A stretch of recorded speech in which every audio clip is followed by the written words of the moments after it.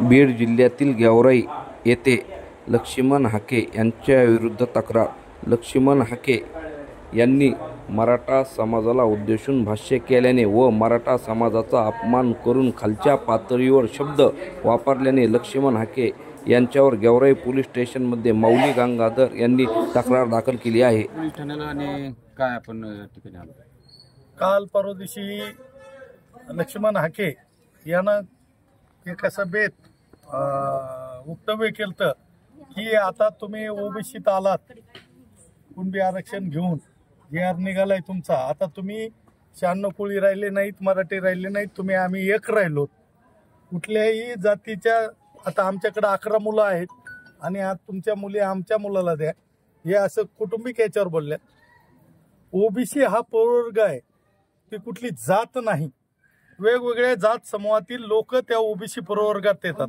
कुणबी ही जात ही ओबीसी प्रवर्गात येते, ती पहिल्यापासूनही आहे आणि मंडल आयोगाच्या याच्यातही ती 83 क्रमांकाला आहे. आणि त्याचं जे वक्तव्य आहे ते मराठा समाजाला उद्देशून झालं. तो जातीवरती प्रत्येक वेळेस बोलतोय.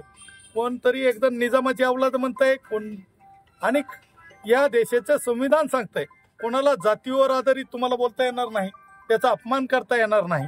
त्या अनुषंगानं आम्ही आज गेवराई पोलीस स्टेशनला लक्ष्मण सोपान हाके या व्यक्तीच्या विरोधात आम्ही तक्रार दिलेली आहे आणि ती कायदेशीर मार्गानं नोंद केलेली आहे. गुन्हा दाखल झालाय? हो, गुन्हा दाखल झाला.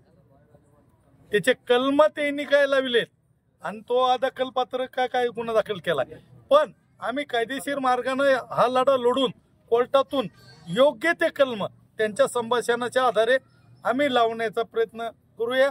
आता ती FR ची कॉपी आमच्याकडे आलेली आहे. आम्ही वकील मंडळीशी चर्चा करून त्याच्यावर काय कशा पद्धतीने त्यांनी तो दाखल केला योग्य रीतीने आहे किंवा नाही हे आता आम्ही पुढील गुन्हा दाखल करण्यास पोलीस नाही म्हणत, गुन्हा दाखल झाला काय? नाही, त्यांनी गेवराई पोलीस स्टेशनचं असं झालं की गणेश उत्सव असताना महालक्ष्मीचा सण असतानाही त्यांनी चॅलेंज देऊन इथल्या संबंधित लोकप्रतिनिधीला इथं येऊन लाट्या काट्या दंड ठोपटणं, अश्लील भाषेत शिवीगाळ करणं, सणासुदीचे वार असतानाही त्यांनी गोंधळ निर्माण केलता आणि या शहराची कायदा आणि सुव्यवस्था भंग करण्याचा प्रयत्न केलता.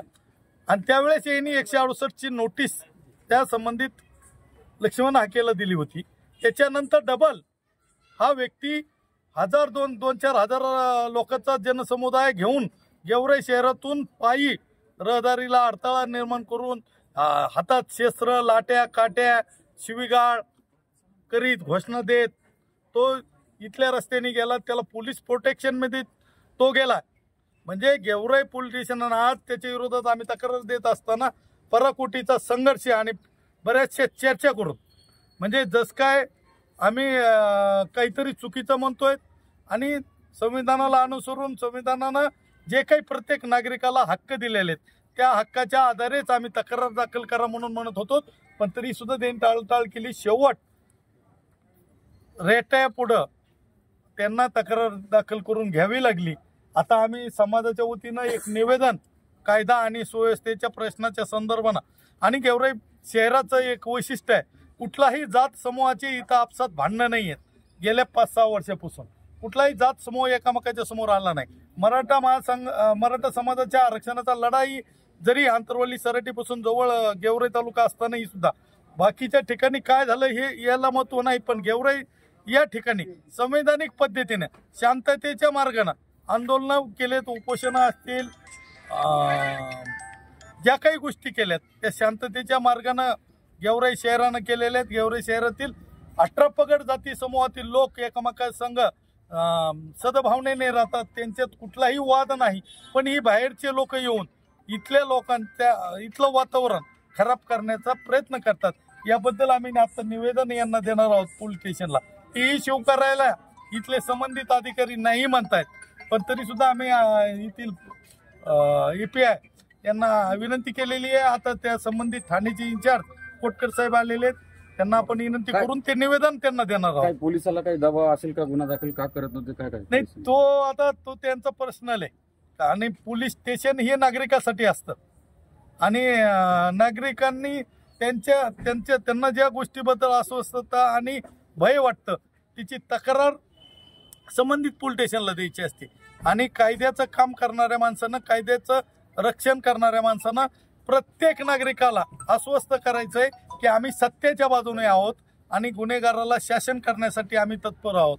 हीच अपेक्षा आपली पोलीस प्रशासनाकडून आहे. त्याच्यामुळे त्यांच्यावर दबाव आहे का काय हे आपल्याला सांगता येणार नाही, पण त्यांच्याविषयी त्यांच्या कृतीतून असं वाटतं की कुठंतरी नाकर्तेपणाचं भावना त्यांच्या याच्यातून दिसलेली. काय आता गुन्हा दाखल झाला, अटक करण्याची काय मागणी पुढील दिशा काय? नाही, आता कायदेशीर पद्धतीनं कायद्याच्या दृष्टीनं जे योग्य असेल ते पोलीस प्रशासन करेल. आपली तक्रार देण्याचं हे होतं, पण त्यांच्याकडून अपेक्षा राहील आपल्याला की संबंधित व्यक्तीवर कायद्याचा भंग झाला असेल तर त्यांनी कारवाई करावी, ही अपेक्षा आपण पोलीस प्रशासनाकडून ठेवू शकतो.